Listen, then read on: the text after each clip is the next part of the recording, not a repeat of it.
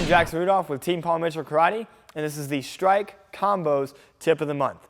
One of the most difficult concepts to understand and to execute properly when putting together bow staff performances is the ability to put together effective strike combos. Strike combos that flow, strike combos that have some sort of practical application, and strike combos that, if it's a creative performance, set you up better for the tricks. And another thing that you always want to remember as an instructor is having good versatility. When you're teaching creative combinations to your students, you don't want to teach every single one of them the exact same combination, because at some point they're probably going to have to compete against each other, and if they all know the same thing, then it doesn't help anybody.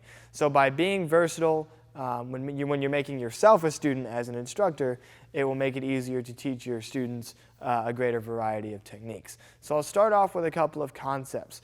Most of your strike combos are going to start off with a forward strike. And I'm going to use the corner here just because angles normally make lines look better than going straight forward or straight to one side or the other.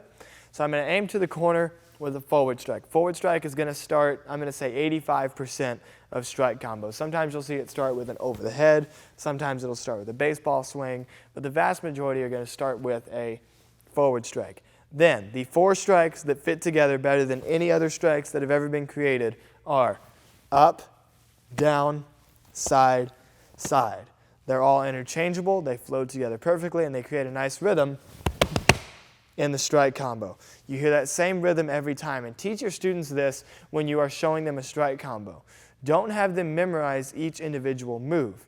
It will take students much longer to build speed if their mental process is forward strike, up strike, down strike, side strike, side strike. It becomes much more difficult to make those combos quick. So what I have my students do is memorize the rhythm of a strike combo. Hear how the strikes sound when they hit certain parts of your body and mimic that every time. So if you hear it once like this, you'll hear it twice like that. It's going to be that same exact rhythm every time. I even have a few strike combos that I use quite often that actually play tunes. For example, I have one strike combo that plays Jingle Bells. Listen.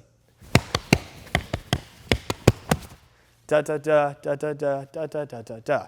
So the rhythm of a strike combo is very important to the speed and memorization of the strike combo because it allows you to flow from one strike combo to the other.